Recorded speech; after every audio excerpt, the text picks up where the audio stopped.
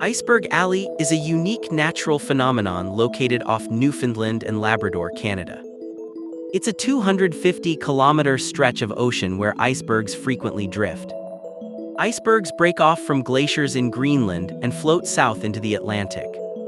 The icebergs can be massive, with some weighing over 100,000 tons.